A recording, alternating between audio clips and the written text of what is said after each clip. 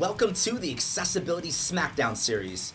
In this series, I will be answering difficult questions asked by my community members. If you want to join our exclusive Accessibility Guide community, there's a link in the description of this video. And with that said, let's jump into the ring. Question number 1 that I received in the community is how to link a figured child tag to its parent figure tag in a PDF.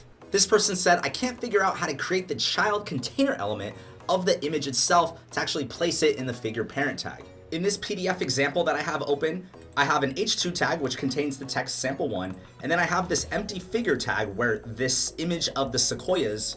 In order to get the container element into the actual figure parent tag, there's a couple of different techniques we can use. The first one I'm going to try is by opening up the Prepare for Accessibility option and then choose Fix Reading Order. We're going to select this object in the Fix Reading Order tool and select Figure Tag.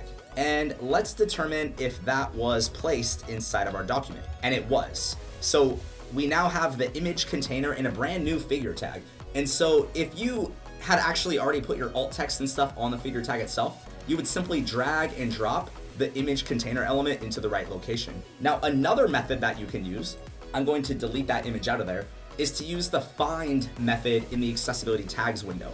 So if I select the 3 dots and then select find, and then I select unmarked content, I can select search page, find, and it found my first image on the page.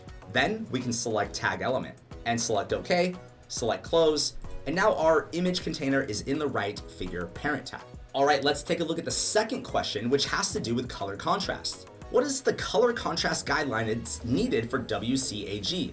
Does it matter if it's large text versus small versus graphics? All right, so if we're looking at the minimum success criteria for 1.4.3 of WCAG for color contrast, the AA recommendations is that the visual presentation of text, images of text, have a contrast ratio of at least 4.5 to 1, except for the following areas. So when we look at visual presentation of text, it actually applies to text that is 18 point or 24 pixels for regular text, or 14 point and 18 pixels for bold. Large text has a contrast ratio of 3 to 1. It's important to note that the WCAG guidelines simply are providing information on what is considered regular and large text, and the nuances between the font sizes all sort of apply the same. I recommend doing 4.5 to 1 for everything, but that's just my personal opinion. Now, graphics and user interface should have a minimum contrast ratio of 3 to 1. However, there are some exemptions. For example, incidental text or images of text that are part of inactive user interface components that are purely decoration, that are not visible to anyone, or that are part of a picture that contains significant other visual content have no contrast requirement. Logo types. Text that is part of a logo or a brand name has no contrast requirements. I like to use the TPGI color contrast analyzer for testing my font colors. This tool is amazing. You can use an eyedropper and simply test different font colors that you want to test out. For example, if I were to take this color blue from my toolbar and test it, we have this blue font on a white background. It fails our color contrast requirements for AA and AAA components. Additionally, what I like about the CCA tool is that we can use it to test UI components and graphical objects. And finally, on YouTube, I received a question about where can I find the PAC 2024 tool to download. You can download the PAC 2024 tool by visiting pac.pdf-accessibility.org/en.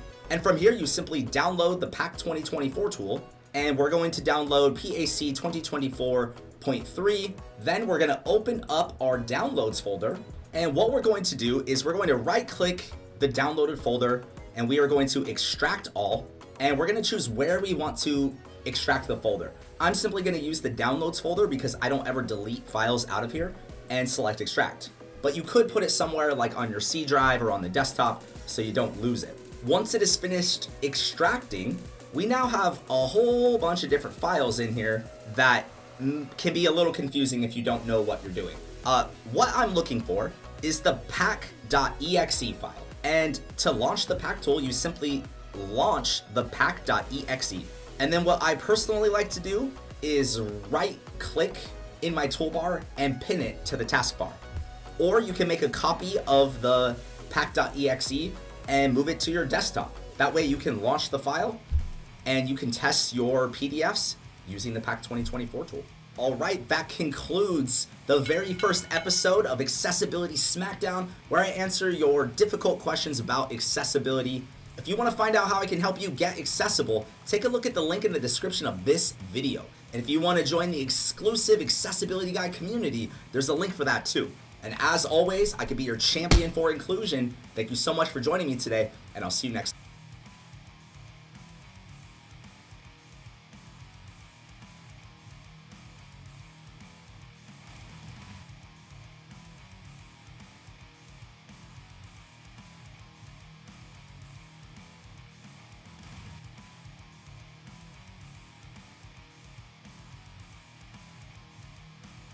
Time.